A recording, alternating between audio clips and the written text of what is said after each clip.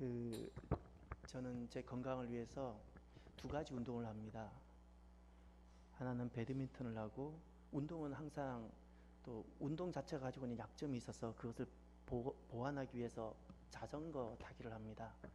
여기 수지나 분당은 자전거 타기가 너무너무 좋기 때문에 그 자전거 타기를 하면서 제 건강 관리를 제 나름대로 이렇게 하려고 합니다. 원래는 테니스를 하려고 테니스를 배워뒀는데, 실은 알다시피 그나마 수지에는 테니스장이 조금 있어요. 아파트 단지 사이에. 근데 분당만 해도 아파트 단지 사이에 테니스장이 있던가요? 없어요. 서울은 아예 찾아보지도 못해요. 그 운동할 데가 없어서 결국 테니스를 못했고요. 그래서 배드민턴 하게 된 것 같습니다.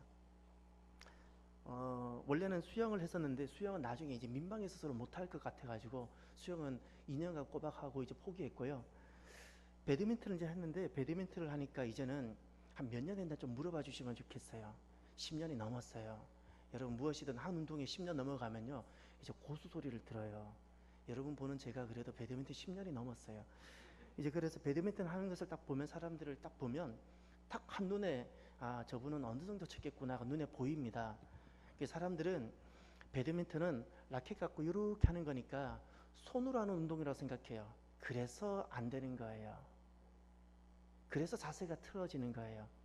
배드민턴을 제대로 하려면 발이 움직여야 돼요. 왜 자세가, 초보인 분들은 왜 자세가 엉망일까요? 배드민턴은 요로 손으로 치면 넘어갈 줄 알고 손으로만 치려고 하니까 안 되는 거예요. 더 근본이 있어요. 이 바른 자세가 나오도록 하기 위해서는 발이 따라가야 되는 거예요. 발이 안 따라가면 절대 배드민턴은 골목 배드민턴 정도밖에 되지 않아요. 그래, 자세가 참 중요합니다. 예전에 그 우리가 유머 우스갯소리로 폼생폼사라는 말을 했지요. 그 말을 한 때 우리가 좀 비하하면서 폼만 잡고 살아가는 사람들에 대해서 비하하는 말로도 썼지만, 살아가면서 오히려 저는 그것이 진리라는 생각이 많이 들어요. 그 말이 폼생폼사, 자세가 정말 중요하고요. 성도들의 모습도 마찬가지입니다. 목사의 모습이든 성도의 모습이든 얼마나 그가 많이 알고 있느냐에 따라 달라지는 것이 아니고, 그의 자세가 실제로 어떠한가, 말씀을 대하는 자세, 삶을 대하는 자세가 어떠한가, 이것이 중요하다는 걸 깨달아요. 자세가 중요합니다. 왜 우리가 씨앗이 중요하다는 말 하죠? 그 말이 무엇인가요? 왜 씨앗이, 어렸을 때가 왜 중요하다 자꾸 이야기하나요? 왜 씨앗이 중요성을 강조하나요? 기본기가 중요하고요, 자세가 중요하기 때문에 그렇습니다. 오늘 본문은 에베소서 전반부가 끝나는 참 복된 말씀인데, 여기에 정말 우리가 성도들이 정말 견지해야 되고 간직해야 되는 정말 두 가지 자세를 보여주고 있습니다. 성도는 이렇게 살아라는 겁니다. 우리가 교회라면, 하나님 은혜로 구원받은 교회를 이루고 있는 성도라면 이것이 우리에게 있어야 된다는 거예요. 그럼 이것이 도대체 무엇일까요? 오늘 본문의 14절에 이렇게 시작합니다. 이러므로 라고 시작합니다. 자, 오늘 말씀을 제대로 이해하려면 이 이러므로가 다 이해가 되어져야 돼요. 오늘 말씀은 지금 3장 14절에 나오는 이러므로가 무엇인지를 모르면 절대 여기서 더 이상 넘어가면 안 돼요. 다시금 에베소서 1장으로 돌아가셔서 3장 13절까지 읽고 또 읽고 묵상하고 해서 앞에서 말씀하고 있는 바가 무엇인지를 말하고 있는 바를 이해해야지 그 다음 이러므로가 이해가 되는 것이고, 그래야지 14절부터가 제대로 이해할 수 있는 겁니다. 제대로 이해할 수 있어요. 왜냐하면 에베소서는 전반부 후반부 두 부분으로 나누어지는데, 3장으로 전반부 가장 중요한 복음의 핵심, 교회가 무엇인지를 3장으로 끝납니다. 3장으로 끝나는 결론의 말씀이 3장 14절부터 이어지는 거예요. 이러므로예요. 이러므로. 그러면 그 이러므로가 도대체 무엇일까요? 3장 14절 전반부 그 앞까지 13절에 이르기까지 두 가지를 말씀하고 계셔요. 그 이러므로가 말하고 있는 바가 두 가지인데, 하나는 하나님이 우리에게 행하신 일이에요. 하나님이 우리에게 행하신 일을 하나 이야기합니다. 그것이 도대체 어디 있을까요? 1장으로 돌아가 보십시오. 1장 3절 보십시오. 1장은 온통 하나님이 우리에게 오셔서 하셨던 일을 설명합니다. 3절을 보십시오. 하나님 곧 우리 주 예수 그리스도의 아버지를 찬양합니다. 하나님은 그리스도 안에서 하늘에 속한 모든 신령한 복으로 우리에게 복을 주신 분입니다 하고 나서, 자, 4절에 하나님이라는 단어가 보입니까? 6절에 그 하나님 은혜를, 영광을 찬양한다는 단어가 보입니까? 그리고 7절 두 번째는 그리스도, 성자 예수님 그리스도가 보입니까? 그리고 또 그 문단이 끝나는 12절에 그 하나님 영광을 찬미하는 것이 또 보입니까? 그렇게 한 문단이 끝나는 게 보입니까? 13절에 13절 하반절에 성령님이 보입니까? 그리고 그 문단이 끝나는 14절에 그 영광을, 하나님 영광을 찬미하는 것이 보입니까? 지금 저는 성경의 구조를 여러분에게 보여주고 있는 겁니다. 하나님, 그리고 그 하나님 은혜의 영광을 찬미하고, 그리스도께 베푸셨던 하셨던 그 일을 또 찬양하고, 성령님께서 우리에게 오셔서 하셨던 일을 찬양하고, 지금 이 1장은 계속해서 하나님께서 우리에게 오셔서 하셨던 그 일을 이야기하고 있어요. 그 일이 무엇입니까? 하나님은 어떤 일을 하셨습니까? 4절을 보십시오. 1장 4절, 하나님 우리를 어떻게 하셨다고요? 선택하셨어요. 왜 선택하셨어요? 거룩하고 흠없게 하시기 위해서. 또 5절에 우리를 예정하셨어요. 왜 우리를 예정하셨죠? 양자되게 하기 위해서. 이런 은혜 때문에 6절에 우리가 하나님을 찬양합니다라는 거예요. 이 일을 하나님이 하셨다는 거예요. 7절을 보십시오. 그리스도께서는 어떤 일을 우리에게 하셨습니까? 피로 우리를 죄사함, 구속을 하셨다는 거예요. 예, 구속. 그 일 때문에 12절에 우리가 주님을, 그리스도를 찬양한다는 겁니다. 13절, 성령님 우리에게 어떤 일을 하셨습니까? 13절 하반절에 인치심이라는 단어가 보입니까? 우리를 인쳐주셨다는 거예요. 예. 또 14절에 우리를 보증해 주셨다는 거예요. 예. 하나님이 아들로 인쳐주셨고 우리 구원을 보증해 주셨다는 거예요. 그러니 이게 감사해야 감사하지 않아요? 이런 놀라운 일을 하셨기 때문에 우리가 14절 하반절에 하나님의 영광을 찬미합니다 이렇게 되는 거예요. 이 1장은 하나님이 우리에게 오셔서 행하셨던 그 일을 말씀하는 겁니다. 그럼 2장은 도대체 무엇인가? 2장과 3장 13절까지는 그 3장 14절 오늘 본문 그러므로 전까지는 우리에게 일어난 놀라운 변화를 말합니다. 1장은 하나님께서 우리에게 행하셨던 일, 은혜적 역사를 말씀하고 있다면 2장부터 3장 전반부까지는 우리에게 일어난 놀라운 변화를 이야기합니다. 자, 우리에게 어떤 변화가 일어났습니까? 2장 1절을 보십시오. 2장 1절에 이런 말이 있죠. 허물과 죄로 죽었던 사람들, 죽었다 표현 있죠. 우리가 죽었던 자예요. 그런데 어떤 변화가 일어났습니까? 5절을 보십시오. 허물로 죽었던 우리를 어떻게 해요? 그리스도와 함께 어떻게? 살리셨습니다. 그리스도와 함께라는 것은 그리스도를 믿는 자와 함께라는 거예요. 그리스도를 믿는 자와 함께 살리셨다는 거예요. 죽었는데 살았다는 거예요. 여러분 진짜 죽었다가 살아나본 경험이 있습니까? 그럼 이것이 진짜 피상적이 아니라는 것을 알 수 있습니다. 신앙생활은 죽었다가 산 자가 하는 거예요.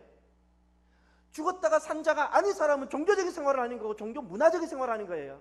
신앙생활이라는 것은 진짜 죽었었는데 진짜 삶을 경험한 사람이 하는 것이 믿음 생활이에요. 이것이 우리 안에 일어났다는 거예요. 어떻게? 하나님의 선택과 예정으로, 그리스도의 구속하심과 제사함으로, 성령님의 인치심과 보증하심으로 우리가 죽었다가 살아났다는 거예요. 감사하지 않나요? 그럼 또 우리에게 어떤 일이 일어났습니까? 14절에 가면 우리가 우리 안에 중간에 막힌 담이 있었는데 주님께서 그걸 다 허물어내시고 15절에 새 사람을 창조하셨다 그랬어요. 그 새 사람이 결국 어떤 새 사람인가요? 19절을 보십시오. 하나님의 가족이라는 단어가 보입니까? 우리가 하나님의 가족으로, 이게 교회예요. 교회. 중간에 막힌 모든 담들을 그리스도 피로 다 허무신 다음에 우리를 새 사람으로 창조하셨는데 그게 우리 안에 새로운 변화예요. 우리 안에 일어난 새로운 변화인데 새로운 변화를 보니까 그것이 하나님의 가족이더라는 거예요. 성전으로 지어가는 하나님의 가족이 됐다는 거예요. 이런 변화가 우리 안에 일어났어요. 그럼 세 번째 어떤 변화가 일어났습니까? 3장 2절을 보십시오. 하나님의 은혜의 경륜이라는 단어가 보입니까? 이 경륜이라는 것은 하나님께서 우리 구원을 위해서 계획하시고 일하시는 그 모든 하나님의 우리를 구원하시기 위해서 하나님이 일하시는 것을 경륜이라 불러요. 하나님의 그 놀라운 경륜, 그것으로 인해서 우리 안에 어떤 놀라운 일이 일어났습니까? 6절을 보십시오. 함께 상속자가 되고 함께 지체가 되고 함께 약속에 참여한 자가 됐다는 거예요. 이런 놀라운 변화가 일어났어요. 할렐루야. 그래서 3장 14절에 이러므로예요. 이러므로 하나님께서 우리에게 이렇게 놀랍도록 행하신 일이 있고 또 우리에게 일어난 놀라운 변화가 있다는 거예요. 그래서 이러므로예요. 이러므로 우리가 죽었다가 살아났다는 거예요. 그래서 이러므로예요. 인생이란 단순히 그 글자로 보면 사람이 산다는 것이지만 그건 일반 사람들이 생각하는 인생이에요. 예수님을 만나고 난 사람들의 인생은 구원에 이르는 여정입니다. 구원에 이르는 여정이 인생입니다. 우리가 이미 구원이 시작됐는데 시작된 구원은 완전하다 그랬는데 무슨 구원에 이르는 여정입니까? 우리가 구원이 시작이 됐어요. 그 구원은 너무나도 유효합니다. 확실합니다. 그럼에도 불구하고 우리는 여전히 미성숙하고 우리가 완성해야 될 구원이 있습니다. 그래서 감리교에서는 이것을 완전이라 부르고 장로교에서는 이것을 성화라 부르는 겁니다. 이 그리스도에게 이르는 그 완전함, 또 그리스도 안에 있는 그 거룩함, 그것으로 이루기 위해서 우리가 성화의 시간을 보내는 겁니다. 이 과정들이 전부가 구원 안에 들어가 있는 거예요. 구원 안에 들어가 있는 거예요. 우리가 예수님을 믿지만 우리 안에 얼마나 아직도 악한 성품이 남아 있습니까? 이것이 얼마나 우리가 하나님 영광을 가릴 뿐만 아니라 하나님께서 우리에게 주시는 그 많은 풍성함을 내가 빼앗아 버리는지 모릅니다. 그래서 우리가 살아가는 이 구속의 역사라는 것은 내 안에 있는 쓴뿌리를 뽑아내고 하나님 영광에 이르도록 내가 그리스도의 그 완전함과 또 성화되는 그 과정을 내가 살아가는 겁니다. 그래서 인생이란 구속사라 봐야 되는 거예요. 구속사입니다. 만약에 우리가 인생을 60평생, 100년 평생, 요즘 100세 인생이라 그러죠. 내가 이 땅에서 몸을 가지고 몇 세를 살아가는가는 죄송하지만 하등이 중요치 않습니다. 영원 가운데 계시는 하나님께서 우리를 보실 때 내가 60을 살았든 100세를 살았든 그것이 의미가 있을 것 같아요? 아니요. 하등의 의미가 없습니다. 내가 이 땅에 몸을 가지고 몇 세를 사회학적인 시간을 보냈느냐는 하등이 중요치 않고 중요한 것은 내가 예수님을 만나고 나서 내가 정말 구속사를 이루는 시간을 살았느냐, 이것이 중요한 거예요. 이 구속사는 내가 이루어야 되는 내 구원을 이루는 시간이고 또 하나 나를 통해서 너의 구원을 내가 이루도록 내가 희생하는 시간이 있어야 되는 거예요. 요겁니다. 요것이 내가 그리스도를 만난 다음에 내가 구속사를 이루는 인생이라는 겁니다. 만약에 우리가 인생을 살아가는데 이 구속의 역사를 이루지 못하고 살아간다면 죄송하지만 그건 아무것도 아닙니다. 아무것도 아닙니다. 그리스도인은 얼마나 많은 사회적 성적을 가졌는가로 평가를 받지 않습니다. 구속의 역사를 이루었느냐라는 겁니다. 너의 구원을 완전하게 이루었느냐? 너를 통해서 그를 구원하고자 하는 것이 내 계획이었는데 너는 거기에 순종했느냐라는 거예요. 순종했느냐는 거예요. 너의 육의 편안함을 위해서만 살지 않았느냐는 거예요. 구속의 역사만이 진짜 인생입니다. 구속의 역사만이. 그래서 저는 제가 믿는 제 믿음이 있습니다. 제 신앙 고백입니다. 그것은 하나님께서 지금 여러분 앞에 서 있는 이 목사 저를 하나님께서 구속의 역사를 온전히 이루게 하시고자 여기 두셨다. 이것을 제가 믿어요. 이건 제 신앙 고백이에요. 그리고 이끌어 가신다. 이것이 제 신앙 고백이에요. 저는 제가 우연히 이곳에 있는 것이 아니라 사람이 위해서 온 것도 아니고 저는 하나님이 저의 구속과 제가 또 함께 이루어 가야 할 어떤 구속의 역사 있어요. 교회 안에서 우리가 이루어가야 될 구속의 역사가 있는데 그것을 이루기 위해서 제가 여기에 지금 와 있는 거예요. 이것은 제 믿음이에요. 우리 신앙 고백이 그렇게 되어져야 돼요. 우리는 어떻게 살다 보니 여기 와 있는 것이 아니고요. 하나님께서 나의 구속과 내가 누군가의 영혼 구원을 위해서 내가 지금 삶을 보내야 되는데 그 구속의 역사를 온전히 이루게 하기 위해서 하나님 나를 이리로 보내셨습니다. 하나님 나를 여기에 두셨습니다. 이렇게 고백되어져야 돼요. 이것이 내 믿음이 되어져야 돼요. 그래서요,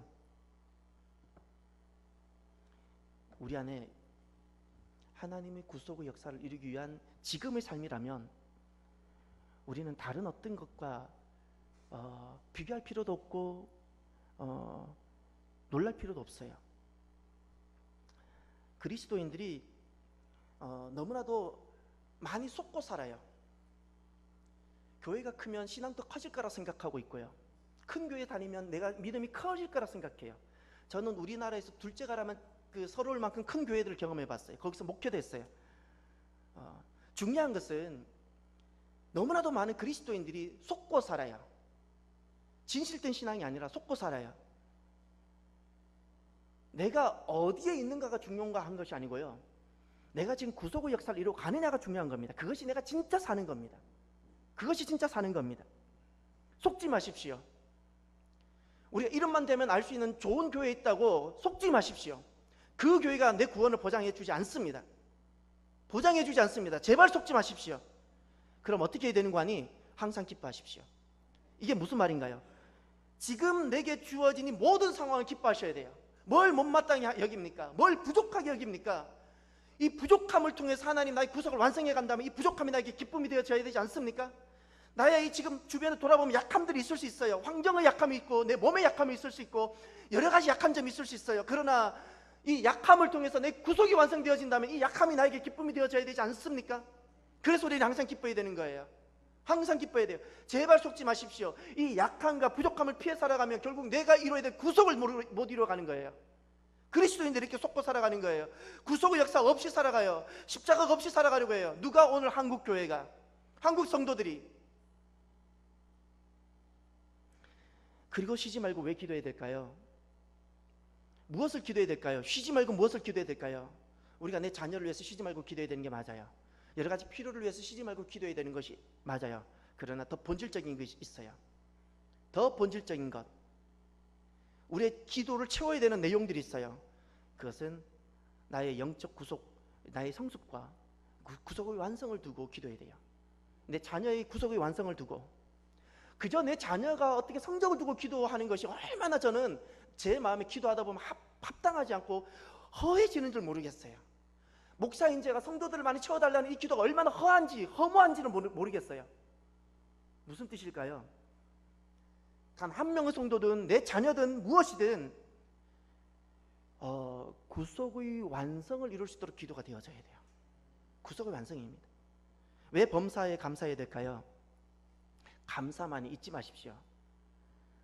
모든 일에 모든 것에 감사하는 그것만이 나로 하여금 이 세상 속에서 구속의 역사를 살게 하는 것입니다. 그것만이 살게 합니다.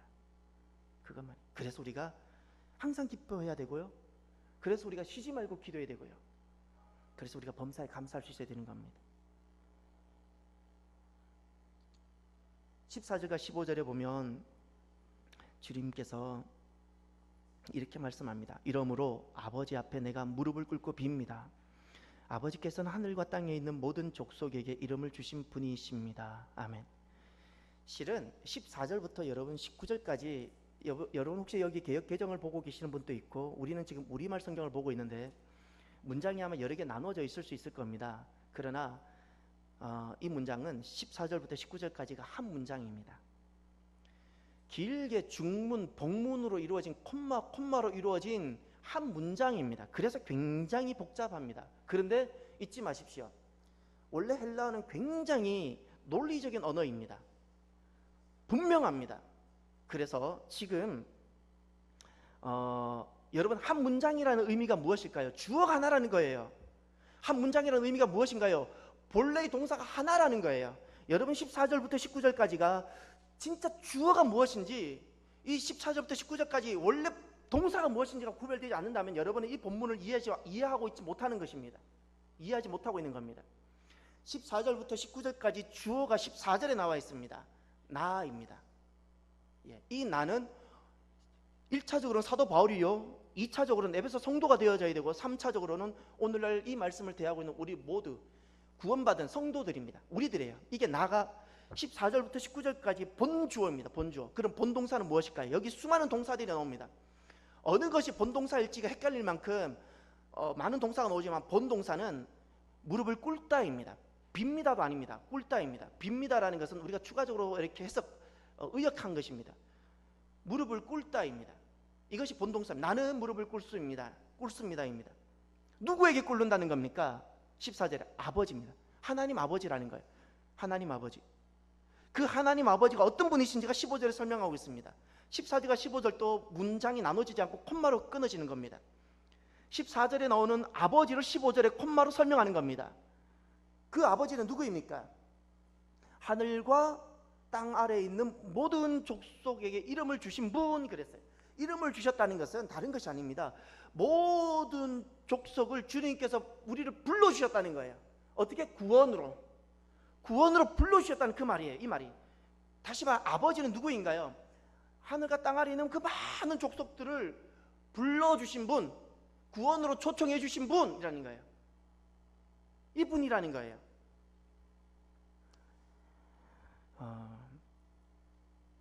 하나님은 우리를 구원으로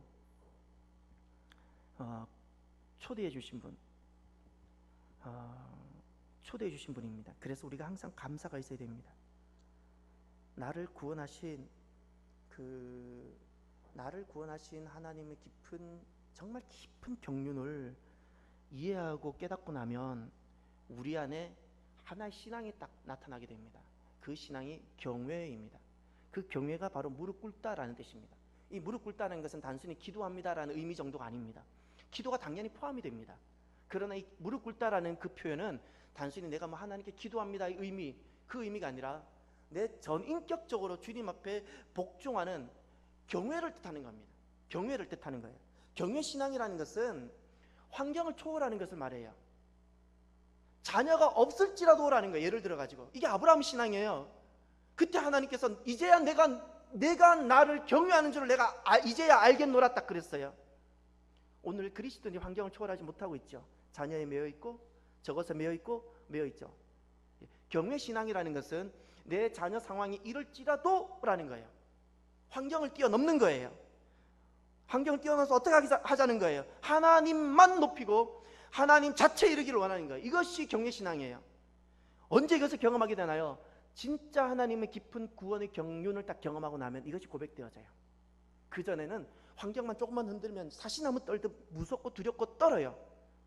근데 진짜 하나님 구원의 경륜을 딱 구원의 역사를 경험하고 나면 우리 주변에 펼쳐져 있는 이 환경에 우리가 좌지우지 되지 않게 됩니다.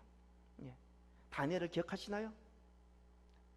다니엘을 기억하시나요? 다니엘이 위대한 고백 하나 있었죠. 그리 아니하실지라도, 사자굴에서 나를 건져주지 아니하실지라도라는 거예요.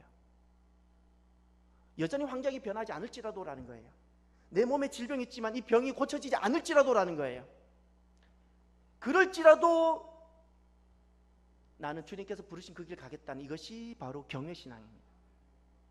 이것이 아브라함이 이삭을 바칠 때 보여줬던 그 신앙이 경외신앙이고, 다니엘이 사자밥 앞에서 사자굴 앞에서 보여줬던 그것이 바로 경외신앙이고, 오늘 사도 바울이 이런 하나님께서 우리에게 행하셨던 이 놀라운 역사, 또 우리 안에 일어난 놀라운 변화를 통해서 이러므로 내가 아버지께 무릎을 꿇는다 할 때 그 무릎 꿇는다는 것은 단순히 나는 기도합니다 이런 고백이 아니고 내 전부를 다 들여서 주님을 경외합니다라는 뜻이에요. 주님을 경외합니다. 나는 경외합니다. 우리 안에 이 주님에 대한 이 완전한 복종과 주님만을 경외하겠다는 이 고백이 우리 안에 있기를 바랍니다. 한국교회는 부유해지고 나서 잃어버린 것이 있습니다. 저는 제가 어렸을 때 기억합니다. 어렸을 때 한국교회는 가난했습니다. 그런데 그때 저를 양육해 주시고 또 저에게 말씀을 가르쳐 주셨던 많은 분들, 가진 것은 없어도 그분들이 어떻게 하나님을 경외하는지를, 어떻게 교회를 섬기는지를 실제로 삶으로 보여주셨어요. 근데 오늘 한국교회는 너무나도 많이 부유해졌는데 이제는 하나님 경외하는 것을 우리가 잃어버리고 있어요. 죄송하지만 하나님을 경외하는 것을 잃어버리고 나서부터는 그것은 기복적인 것뿐입니다. 참된 신앙은 아닙니다. 기복적인 거예요. 기복적인 것은 교회 안에만 있는 것이 아니고 절에 가도 있고요, 샤머니즘에도 있고요, 온 세상에 다 있어요. 그것은 우리가 걸어가는 길이 아니에요. 하나님 원하시는 믿음이 아니에요. 그러면 16절부터 19절까지는 도대체 무엇을 이야기하는가? 세 가지를 이야기합니다. 세 가지 일을 이야기하는데 정말 죄송하지만 우리 개역개정판을 보아도, 우리말 성경을 보아도 이 헬라어 원어를 그대로 잘 조금 더 이렇게 수정해서 번역했으면 참 좋겠다는 생각이 듭니다. 그래서 제가 원어를 가지고 설명을 몇 가지를 해드리겠습니다. 원어를 보면 정확하게 이것이 나누어져 있는데 지금 그 나누어지는 것이 우리에게 혼선을 주도록 설명이 되어져 있어요. 자, 우리가 아버지 앞에 무릎을 꿇죠? 그분은 우리를 모든 족속을 불러주신 분이에요. 그런데 왜 불러주셨는지를 설명해요. 16절부터 19절까지 우리를 왜 불러주셨는지를 동일한 접속사 세 가지를 가지고 설명을 합니다. 첫 번째 16절과 17절에 나옵니다. 함께 읽어봅시다. 하나님께서 여러분에게 그분의 영광의 풍성함을 따라 성령으로 인해 여러분의 속사람을 능력으로 강건하게 하시고 믿음으로 인해 그리스도께서 여러분 마음 가운데 거하게 하시기를 빕니다. 여러분이 사랑 안에서 뿌리가 박히고 터가 굳어짐으로 아멘. 제가 14절부터 19절까지가 한 문장이라 그랬죠? 예, 한 문장입니다. 여러분 16절 앞에 여러분 이렇게 성경에 적어 놓으셔야 됩니다. 무엇을 주시기 위해라고 적어 놓으십시오. 16절 앞에다 주시기 위해라고. 헬라어로 휘나두입니다. 휘나두.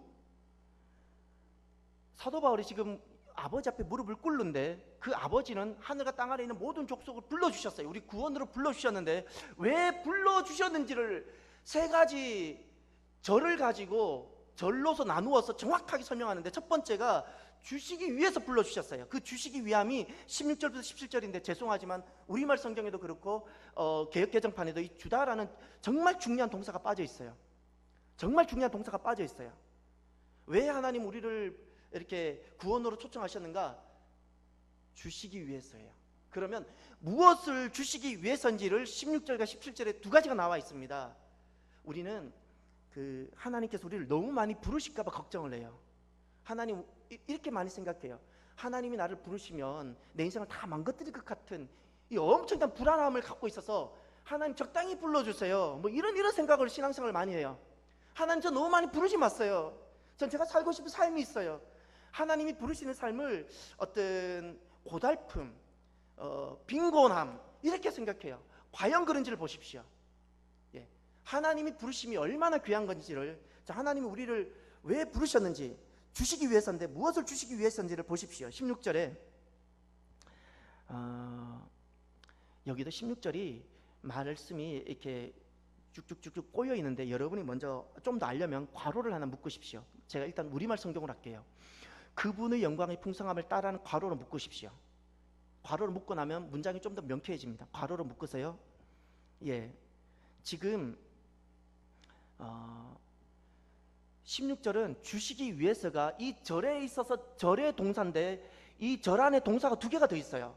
이 16절 17절에 그 절의 동사는 주시기 위해서인데 주다인데 무엇을 주려고 하는 거 아니?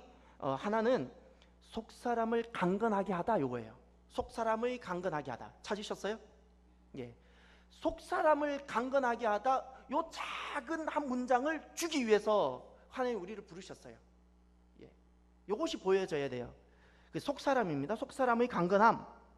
두 번째 17절에 나와 있습니다.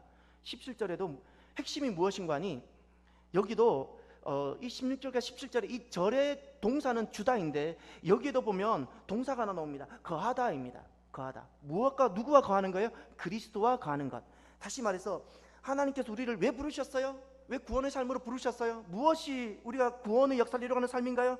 하나는 내 속사람이 강건한 것이고 또 하나는 그리스도와 함께 사는 삶이에요. 그리스도와 함께 사는 삶, 이것을 주시기 위해서. 그래서 여러분 우리말 성경에 그리스도께서 여러분의 마음 가운데 거하게 하시기, 이런 표현 있죠. 거하다, 요거예요. 누가? 그리스도께서. 그리스도께서 거하시는 것, 다시 말해서 우리가 그리스도와 함께 사는 것, 이것을 우리에게 주시고자 주님께서 부르신 거예요.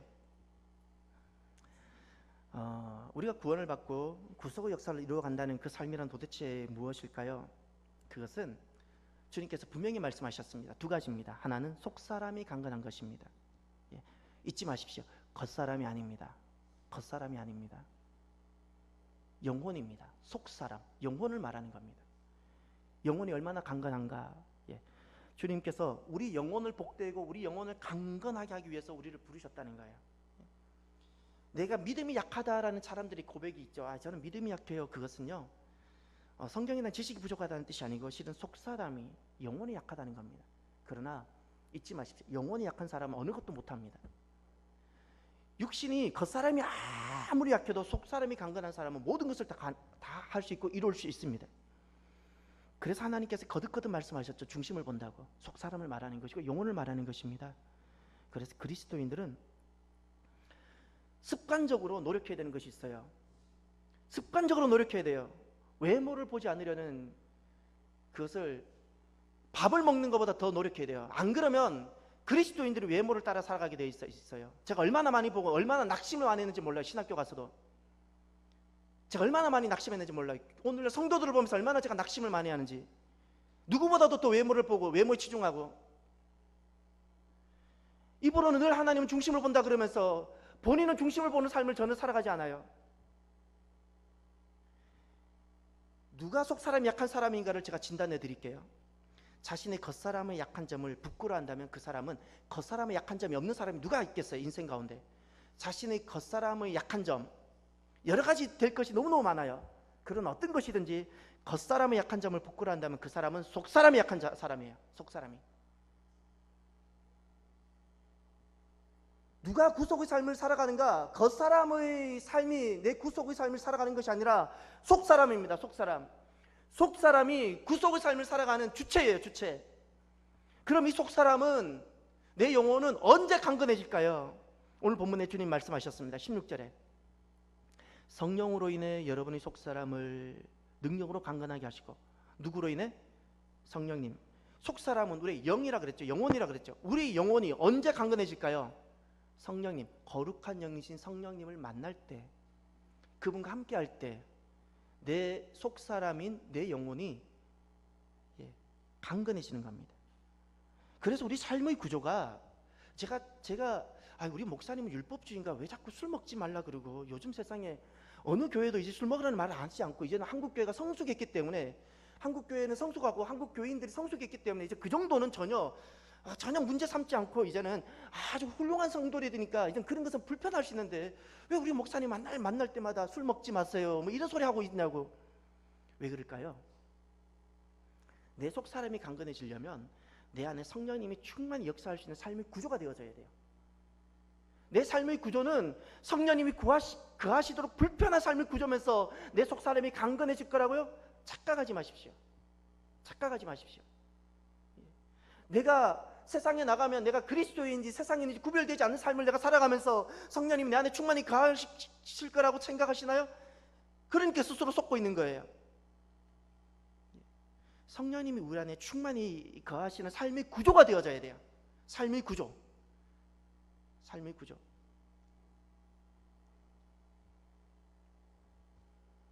저도 너무 부족한 것이 많은데요. 그런데 세상 그리스도인 삶이 아니라 세상적인 삶을 너무나도 쉽게 대수롭지 않게 살고 주님 앞에 나와서 예배드리고 봉사하려는 그런 사람들 보면 전 너무나도 불편합니다. 사람은 연약해서 그럴 수 있다고 여겨요. 그러나 그것이 아픔이고 통곡이어야 되는데 너무나도 세상적인 그 삶을 자연스럽게 살고 와서 주님 앞에 예배드린다고 또 봉사한다고 그런 거 볼 땐 너무나도 불편하고 죄송하지만 하나님이 참 불편하시고 인간적으로 보면 하나님 참 이런 단어를 써도 되나요? 거북하시겠다는 생각이 들어요. 거북하시겠다. 속사람은 엉망으로 해놓고 겉사람만 가지고 와서 예배를 드리겠다고 하니까 속사람이 강건해야 예배자가 될 수 있고 구속의 삶을 살아갈 수 있는 겁니다. 또 하나, 왜 우리를 주님께서 우리에게 무엇을 주시려고 부르셨다고요? 속사람이 강건함, 또 하나가 그리스도와 함께 사는 삶입니다. 구원받고 구속의 역사를 이루어가는 삶이란 다른 것이 아닙니다. 속사람이 강건하게 하는 그 삶이 이제 구원받은 자의 삶이고, 또 구원받은 자의 삶이라는 것은 그리스도와 함께 사는 삶이에요. 그리스도와 함께 사는 삶. 여러분 지금 나는 누구와 늘 함께 살고 있다고 생각하시는지요? 그랬을 때 제일 먼저 아마 남편이 떠오른다든지, 나는 누구와 늘 함께 산다? 나는 아내가 떠오른다든지, 나는 자녀가 떠오르는 사람은 죄송하지만 그리스도와 함께 살고 있는지 않는 사람입니다. 않는 사람입니다. 이 목사님 너무 지나치시네요. 내가 내 남편과 살고 있는데 왜 살고 있다고 말하면 안 되냐고 그래 말합니까? 왜 그것이 그리스도와 함께 살고 있는 것이 아니라고 말씀합니까? 지금부터 증거를 대어드릴게요. 그리스도와 함께 사는 삶이란 단순히 그리스도와 함께 어떻게 내가 인지적으로 또는 어떤 내가 어떤 영적으로 내가 살고 있는 것이 아니라 내 삶의 의지적인 것이 분명히 있습니다. 그리스도와 함께 사는 삶이란 그리스도를 위해서 사는 삶이에요. 내가 아내와 함께 산다는 것은 아내를 위해서 사는 거죠. 내가 자녀와 함께 산다는 것은 자녀를 위해서 사는 거예요. 그리스도와 함께 산다는 삶이라는 것은 단순히 내 인식적으로 그리스도가 내 안에 있다는 개념이 아닌 거예요. 그것은 죄송하지만 함께 사는 것이 아니에요. 머릿속에만 있는 거예요. 그리스도와 함께 산다는 삶이라는 것은 그리스도를 위해서 살아가고 있다는 거예요. 그리스도를 위해서. 어떻게 그리스도를 위해서 살아갈 수 있을까요? 오늘 본문에 두 가지를 말합니다. 17절에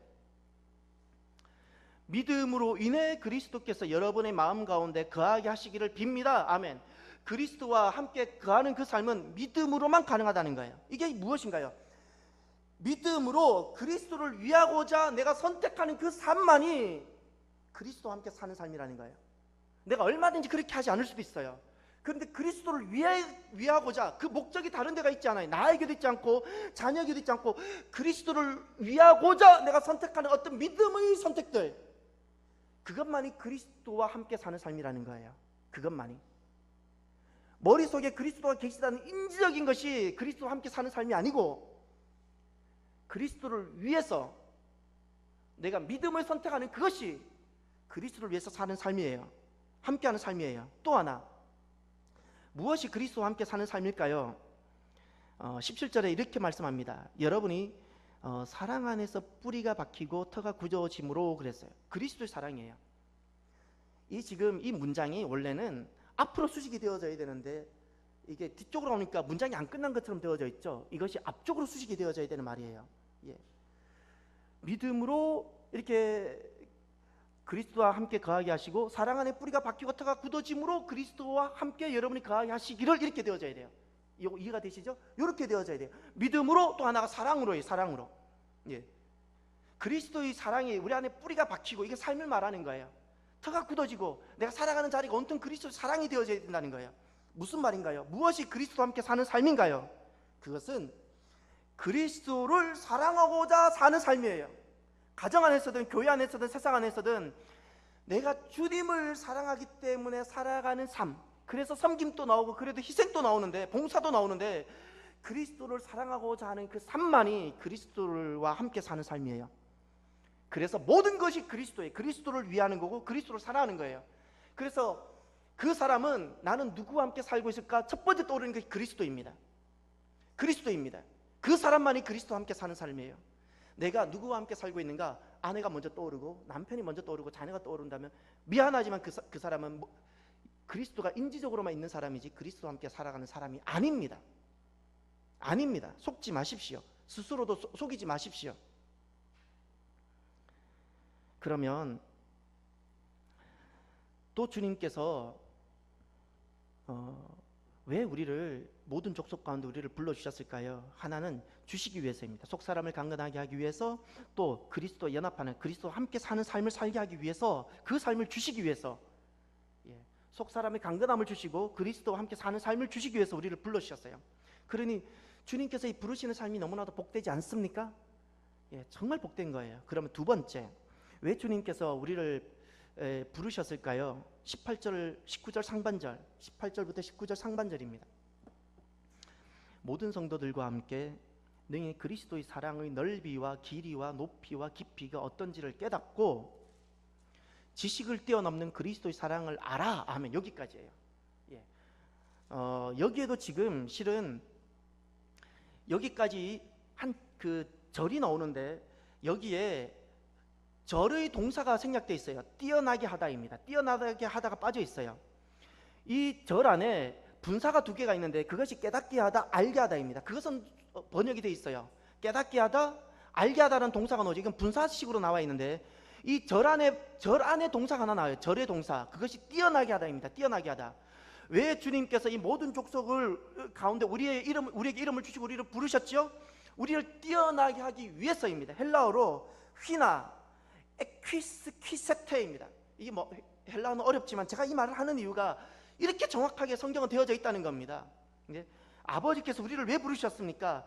우리를 뛰어나게 하기 위해서. 이 뛰어나게 한다는 것은 진짜 힘있게 하기 위해서, 진짜 능력 있는 사람이 되게 하기 위해서라는 거예요. 진짜 힘있고 진짜 능력 있게.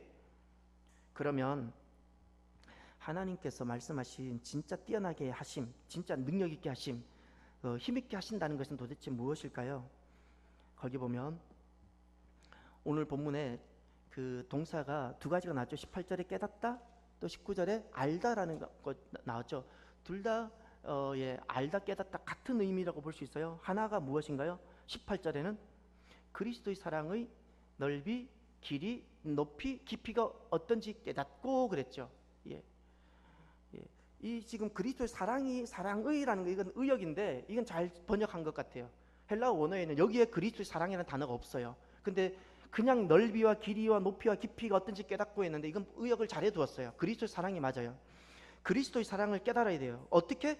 넓이, 깊이, 높이, 깊이라는 의미가 무엇인가요? 그리스도의 사랑이 얼마나 풍성한지를 말하는 거예요. 주님께서 우리를 사랑해 주신 그 사랑이 얼마나 풍성한지를 깨닫고, 또 하나 무엇을 알아야 된다는 거예요? 지식을 뛰어넘는 그리스도의 사랑이에요. 이것이 무슨 말인가요? 사람이 알고 있는 차원을 뛰어넘는 그리스도의 사랑,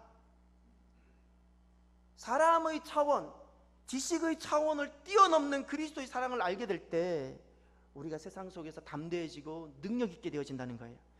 그리스도께서 나를 사랑하시는 그 사랑이 얼마나 풍성한지, 얼마나 흔들리지 않고 변함이 없고 얼마나 풍성한지를 알고, 또 나를 사랑하시고 우리를 사랑하시는, 교회를 사랑하시는 그 그리스도의 사랑이 우리가 생각하는 정도의 지식을 뛰어넘는, 생각지도 못하는 그 사랑이라는 것을 알게 될 때 우리가 진짜 담대해지고 강해진다는 거예요. 그것을 주시고자 우리를 부르셨어요. 아멘. 그 능력을 우리에게 주시고자. 사람은 돈이나 지식, 권력을 능력으로 여기죠. 왜냐하면 그것이 할 수 있는 것이 많기 때문에 세상 속에서. 그러나 하나님은 그것을 힘으로 여기지 않으셨어요.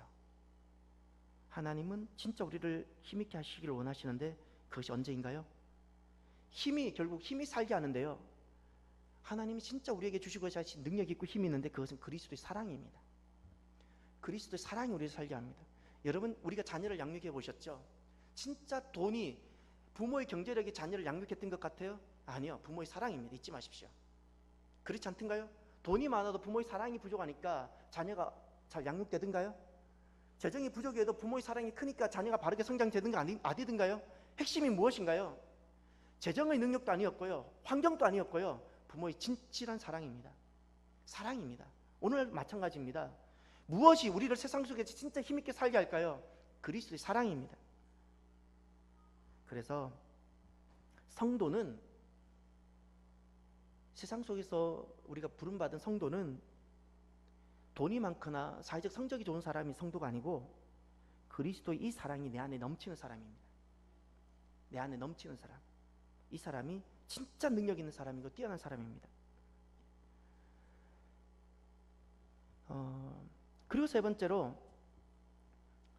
주님께서 모든 족속 가운데 우리를 부르신 그 세 번째 목적의 이유가 19절 하반절에 나옵니다. 하나님의 모든 충만하심의 정도에까지 충만하게 되기를 기도합니다. 아멘. 하나님의 모든 충만하심의 정도에까지 충만하게 되기를. 세 번째는 하나님이 우리를 왜 부르셨나요? 채우시기 위해서입니다. 거기 하나님의 모든 충만하심의 정도에까지, 어떻게 충만하다라는 그 단어가 채우다라는 단어입니다. 여기는 이 절에 나오는 동사가 번역이 되어 있어요. 채우다, 충만하다입니다. 여기는 번역이 되어 있어요.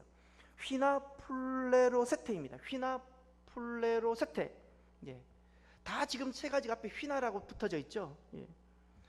하나님 우리를 왜 지금 부르셨나요? 하나님 우리에게 주시고자, 무엇을 주시고자? 속사람을 강건하게 함을 주시고자, 그리스도와 연합하고 함께 사는 삶을 주시고자, 또 두 번째 하나님께서 어떻게 해요? 우리를 뛰어나게 하시고자, 능력 있게 하시고자. 무엇이? 그리스도의 사랑이 우리를 뛰어나게 하는데 그 사랑을 우리에게 주셔서 우리를 뛰어나게 하시고자 우리를 부르셨어요. 세 번째, 우리를 부르셨어요. 왜 부르셨죠? 채우시려고. 무엇을 채우시려고요? 하나님의 모든 충만하심을 우리에게 채우시고자. 아멘. 하나님의 모든 충만하심이에요. 하나님의 모든 충만하심이라는 것, 19절에 하나님의 모든 충만하심의 정도에까지, 이런 표현이 나오죠. 하나님의 모든 충만하심이란 도대체 무엇일까요? 창조 때를 기억하시나요? 창세기 1장에 나오는 창조라는 것은 다른 것이 아니고, 공허한 세상에 텅 비어있는 아무것도 없는 이 세상에 하나님의 충만하심으로 가득가득 채워지기 시작한 것이 창조예요. 아무것도 없는 세상에 하나님이 채워가시는 거예요. 이것이 창조였어요. 창조. 공허가 채워지는 것이 창조였어요. 공허함이 채워지는 것, 이게 창조예요. 구원이 무엇일까요? 구원은 재창조입니다. 재창조가 구원입니다. 하나님을 떠나고 나면 우리 마음이 온통 공허하고 빈 마음이고 허전하고 무엇으로도 채워지지 아니하고, 아무리 많은 것을 가져도 이 공황장애를 극복하지 못해요.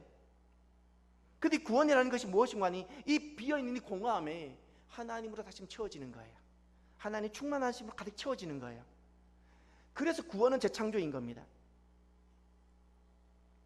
이 하나님 안에 있는 충만하심, 그것으로 내가 새롭게 창조되어지는 것, 이것을 주시고자 새 사람이 되게 하시고 새 인생이 되게 하시고 새 삶이 되게 하시고자, 그것으로 그렇게 아름다운 것으로 가득 채우시고자 하나님 우리를 부르시는 거예요. 지난날의 슬픔이 있어도 하나님 오셔서 우리에게 다시금 채우시기 시작하면 그 슬픔이 떠나고 거기 아름다운 꽃이 피게 되어져요. 이런 삶을 우리에게 채우시고자, 에덴 같은 삶을 채우시고자 하나님 우리를 부르시는 거예요. 그러니 하나님 부르심이 기쁘고 복되지 않습니까? 그러니 하나님 저를 적당히 좀 인도해 주세요. 저 하나님 막 저를 이끌어가면 저 불안해요. 이것이 얼마나 알고 보면 참 그 어린아이 같은 생각이고 하나님 마음을 정말 모르는지를 우리가 알게 되어집니다. 하나님 왜 우리를 부르셨을까요? 주시려고 부르셨어요. 무엇을 주시려고? 강건한 속 사람을 주시고 그리스도와 함께하는 삶을 주시려고 우리를 부르셨어요. 또 우리를 왜 부르셨어요? 뛰어나게 하시려고. 뛰어나게, 정말 능력 있는 사람이 되게 하려고. 그 능력은 어디에 있어요? 그리스도의 사랑입니다. 여러분, 우리에게 진짜 능력은 무엇일까요? 그리스도의 사랑이 바로 능력입니다. 또 하나는 우리를 왜 부르셨어요? 채우시려고. 하나님은 충만하심으로 가득 채우시려고. 오늘은 20절과 21절은 오늘 시간이 많이 가서 다음 주에 이어서 해야 될 것 같아요. 오늘 교회가 가져야 되는 자세가 분명히 나옵니다. 하나님은 우리에게 주시기 위해서 우리를 부르셨고, 우리를 뛰어나게 하기 위해서 우리를 부르셨고, 또 우리를 이렇게 채우시기 위해서 우리를 부르신 그 아버지 하나님이에요. 그 하나님을 사도 바울이 경험하고 나니까 어떻게 돼요? 그래서 무릎을 꿇게 되어져요. 이것은 단순히 기도한다는 것이 아니라 너무너무 감사해서 하나님을 경외합니다라는 고백이에요. 경외. 하나님을 경외합니다. 그 고백이에요. 교회의 자세가 무엇일까요? 성도의 자세가 무엇일까요? 하나님을 경외하는 것입니다. 하나님을 경외하는 것. 하나님을 경외하는 것. 이 경외는요, 내 환경에 영향을 받지 않는 상태입니다. 하나님 이래도 좋고 저래도 좋습니다라는 거예요. 하나님 저를 조금만 이끌어주세요. 이것은 아직까지 경외 신앙이 오지 못하는 사람이에요. 그건 죄송하지만 하나님 은혜를 스스로 버리고 자기가 생각하는 그 정도로만 살아가겠다는 사람이에요. 하나님 이렇게 주시려고 하는데 자기는 쪽박 하나만 요만큼만 주세요라고 하는 사람이에요. 그래서 교회의 자세가 무엇인가 하니 경외입니다. 이 경외가 우리를 살게 하고 경외로 세워지는 교회가 되어지기를 바랍니다. 이 시간 기도합시다. 결국 하나님께서 원하시는 그 믿음은 우리가 하나님을 경외하는, 모든 환경을 뛰어넘고 모든 것을 뛰어넘어서 자녀에도 매이지 아니하고 삶에도 매이지 아니하고 건강에도 매이지 아니하고 어떤 것에도 매이지 아니하고 하나님께 이르는 그 경외의 믿음 주님께서 원하세요. 결국 믿음의 사람들이 잃었던 곳이 바로 그곳입니다. 이제 우리 자신을 돌아보면서 하나님 경외의 신앙인이 되게 하옵소서 함께 기도하기를 원합니다. 기도합시다.